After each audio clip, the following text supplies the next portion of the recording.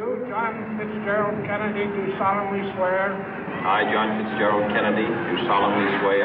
That you will faithfully execute the office of President of the United States. That I will faithfully execute the office of President of the United States. And will, to the best of your ability.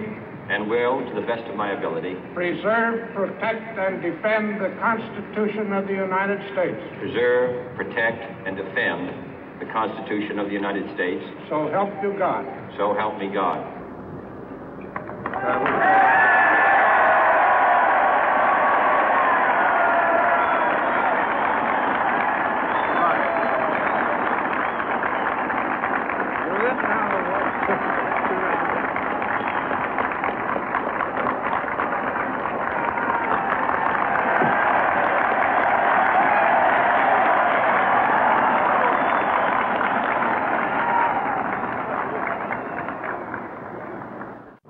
Vice President Johnson, Mr. Speaker, Mr. Chief Justice, President Eisenhower, Vice President Nixon, President Truman, Reverend clergy, fellow citizens.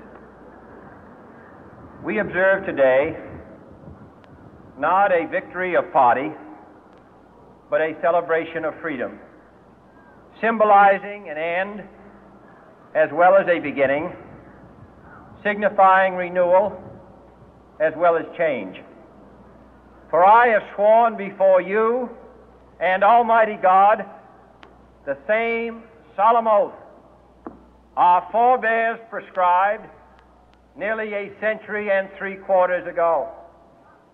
The world is very different now, for man holds in his mortal hands the power to abolish all forms of human poverty and all forms of human life.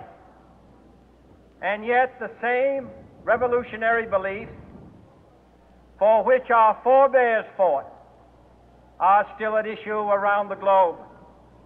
The belief that the rights of man come not from the generosity of the state, but from the hand of God. We dare not forget today that we are the heirs of that first revolution. Let the word go forth from this time and place to friend and foe alike that the torch has been passed to a new generation of Americans born in this century, tempered by war, disciplined by a hard and bitter peace, proud of our ancient heritage, and unwilling to witness or permit the slow undoing of those human rights to which this nation has always been committed and to which we are committed today at home and around the world.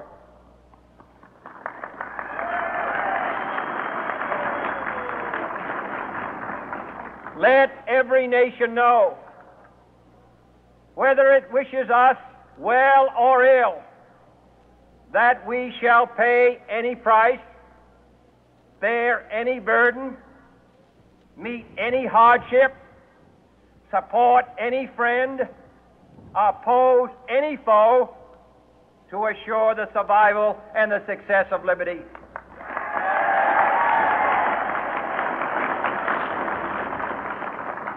This much we pledge and more. To those old allies whose cultural and spiritual origins we share, we pledge the loyalty of faithful friends. United, there is little we cannot do in a host of cooperative ventures. Divided, there is little we can do, for we dare not meet a powerful challenge at odds and split asunder. To those new states whom we welcome to the ranks of the free, we pledge our word that one form of colonial control shall not have passed away merely to be replaced by a far more iron tyranny. We shall not always expect to find them supporting our view, but we shall always hope to find them strongly supporting their own freedom, and to remember that in the past, those who foolishly sought power by riding the back of the tiger ended up inside.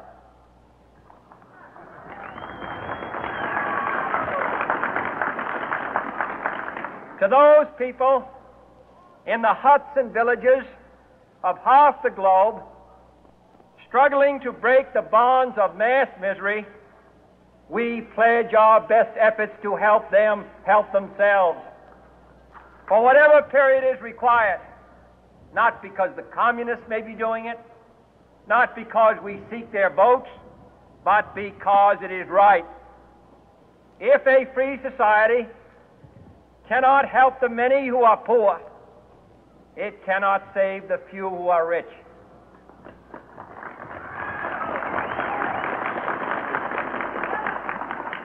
To our sister republics south of our border, we offer a special pledge to convert our good words into good deeds, in a new alliance for progress, to assist free men and free governments in casting off the chains of poverty. But this peaceful revolution of hope cannot become the prey of hostile powers. Let all our neighbors know that we shall join with them to oppose aggression or subversion anywhere in the Americas. And let every other power know that this hemisphere intends to remain the master of its own house.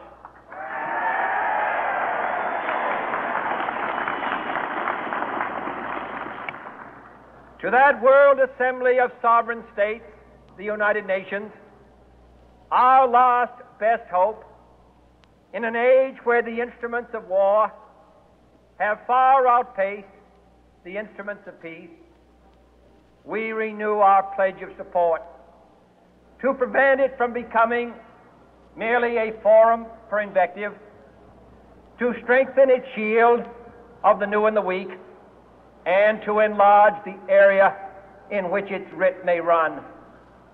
Finally, to those nations who would make themselves our adversary, we offer not a pledge, but a request that both sides begin anew the quest for peace.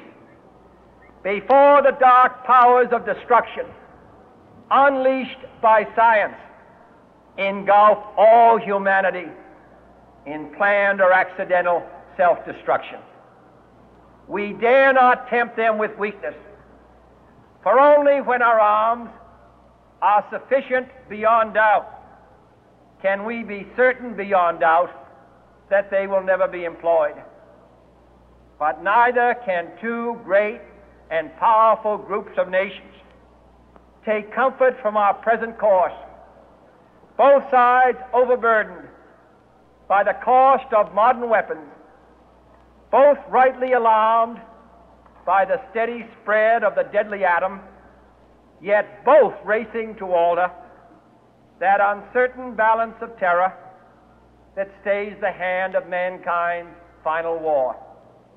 So let us begin anew, remembering on both sides that civility is not a sign of weakness, and sincerity is always subject to proof. Let us never negotiate out of fear, but let us never fear to negotiate.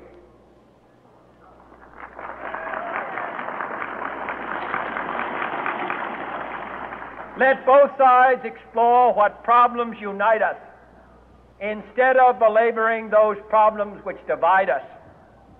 Let both sides, for the first time, formulate serious and precise proposals for the inspection and control of arms, and bring the absolute power to destroy other nations under the absolute control of all nations.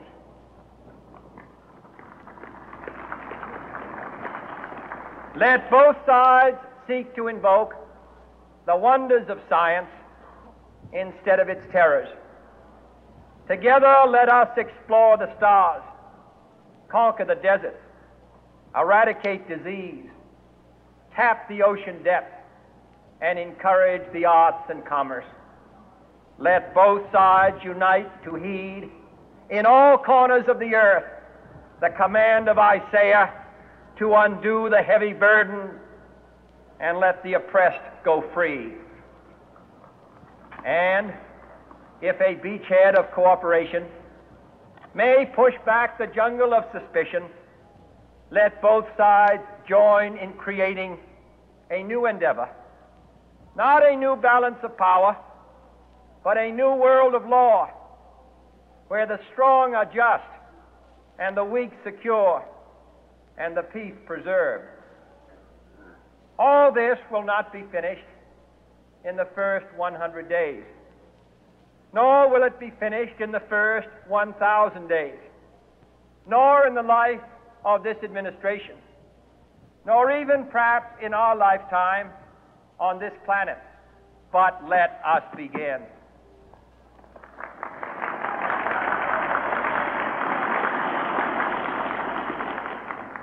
In your hands, my fellow citizens, more than mine, will rest the final success or failure of our course. Since this country was founded, each generation of Americans has been summoned to give testimony to its national loyalty.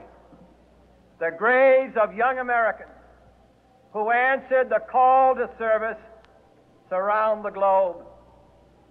Now the trumpet summons us again, not as a call to bear arms, though arms we need, not as a call to battle, though in battle we are, but a call to bear the burden of a long twilight struggle, year in and year out, rejoicing in hope, patient in tribulation, a struggle against the common enemies of man, tyranny, poverty, disease, and war itself.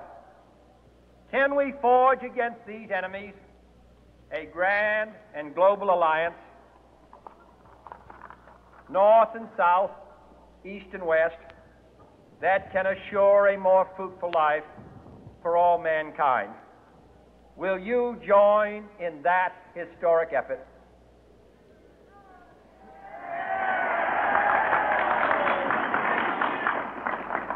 In the long history of the world, only a few generations have been granted the role of defending freedom in its hour of maximum danger.